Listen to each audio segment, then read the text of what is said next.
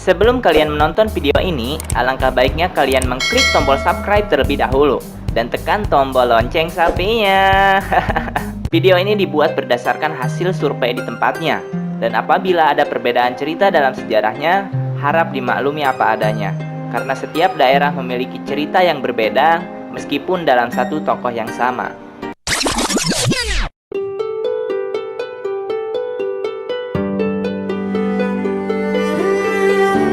Perjalanan ditempuh sekitar waktu 15 menit sampai 17 menit ke tempat tujuan.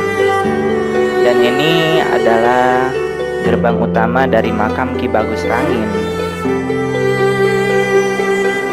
Mari kita masuk ke dalam.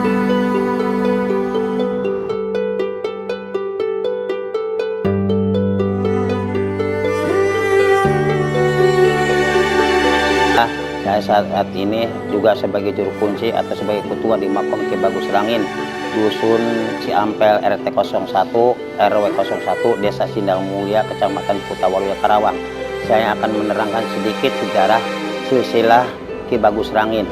Ki Bagus Rangin itu adalah nama julukan, nama gelar, ya, nama aslinya adalah Raden Sukma Praja. Ki Bagus Rangin adalah seorang anak Ki Bagus Weda. Ki Bagus Weda itu anaknya Ki Bagus Sanggasindum.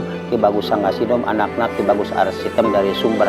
Itu dari bapak. Kalau dari ibu adalah Nyi Bagus Sentayem, anaknya Pangeran Syekh Sarif Arifin, anaknya Pangeran Tambakbaya adalah di Majalengka. Ki Bagus Rangin adalah seorang pejuang besar dan ulama besar. Dia punya guru adalah Syekh Abdul Muhyi, tapi bukan pamijahan yang disebut Mbah Muji di daerah Gunung Sembung. Dia mendirikan pesantren di daerah Jati Tujuh, kemudian sudah melesat pesantrennya adalah turun seorang Belanda. Seorang Belanda itu turun, sebelum Belanda turun Ki Bagus Rangin itu udah tahu. Dia lari ke daerah Karawang, di daerah ke daerah Sindang Mulia.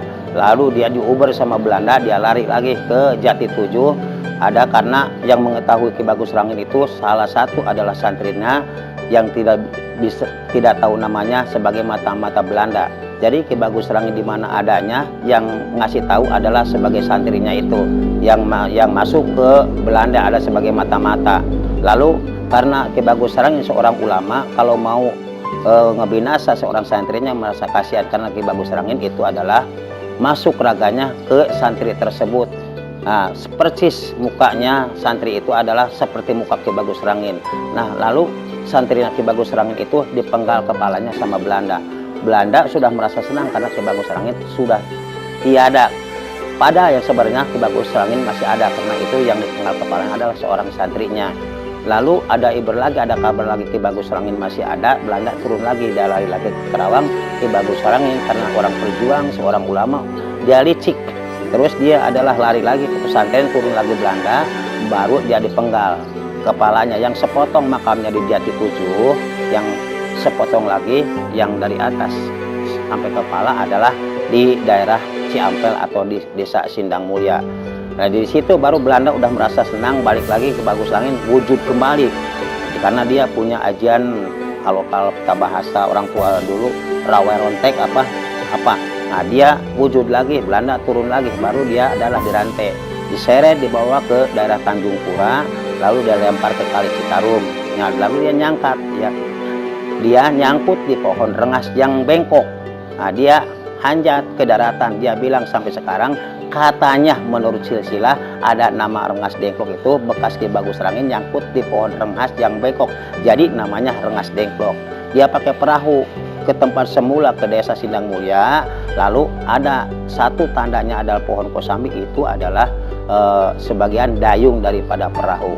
Nah, sudah di situ baru dia berjuang lagi.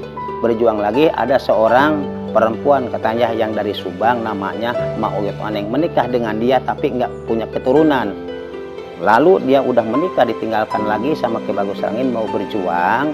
Nah, ditinggalkan, kata Ki Bagus Rangin, kalau saya lama tidak pulang lagi ke sini silahkan mau nikah dengan orang lain. Ternyata Ki Bagus Rangin lama ke sini, pulang ternyata Mak Uyut Oneng sudah menikah dengan orang lain.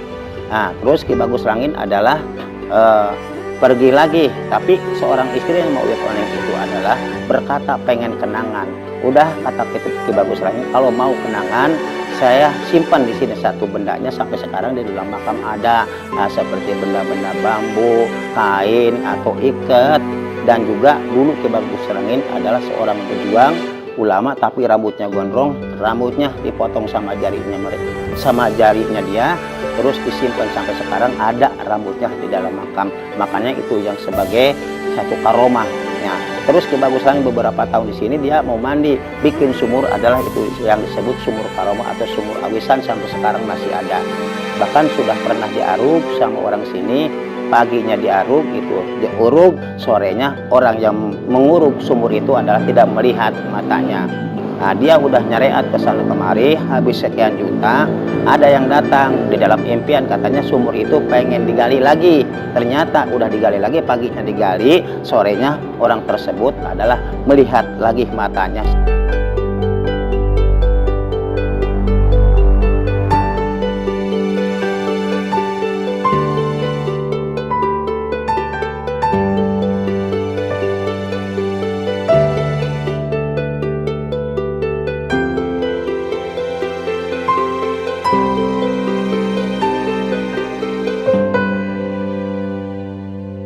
Dan mari kita lanjut ke tempat yang kedua.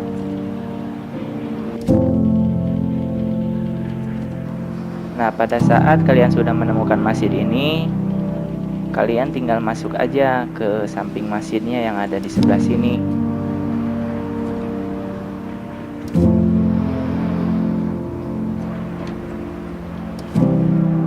Nanti pada saat terus jalan ke belakang, kalian akan menemukan bangunan seperti ini.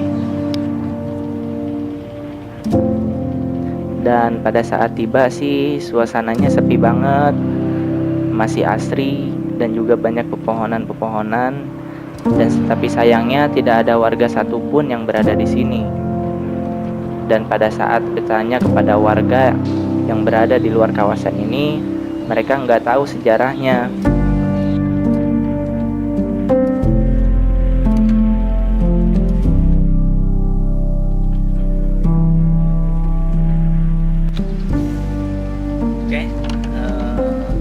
Sekarang kita akan ke makam satu lagi, yaitu Patilasan Rara Santang. Jadi terus keseharian kita hari ini. See you next time, next audio. Kita telah tiba di makam Nyi Mas Rara Santang.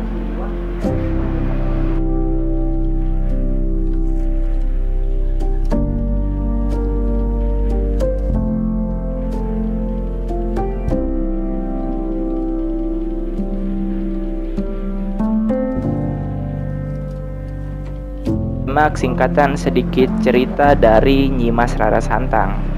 Prabu Siliwangi menikah dengan Nyi Subang Larang, santri pertama Syekh Kuro Karawang, dan mempunyai 3 anak, yaitu Raden Walang Sungsang, Nyi Mas Rara Santang, dan Raden Kian Santang.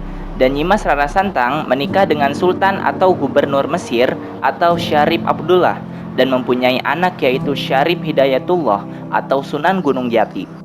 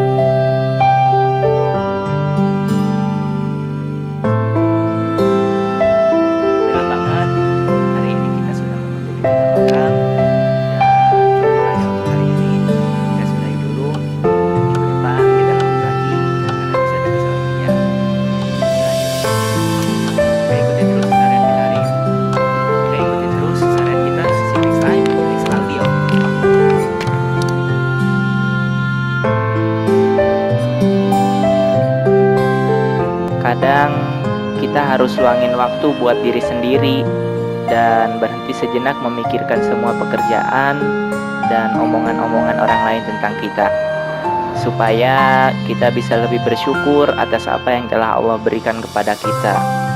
Dan saya berharap kita sebagai generasi muda juga bisa ikut serta dalam menjaga dan memelihara semua sejarah yang kita punya. Wisata religi Rumah Ruqyah Sakinah akan terus berlanjut. See you next time, next audio.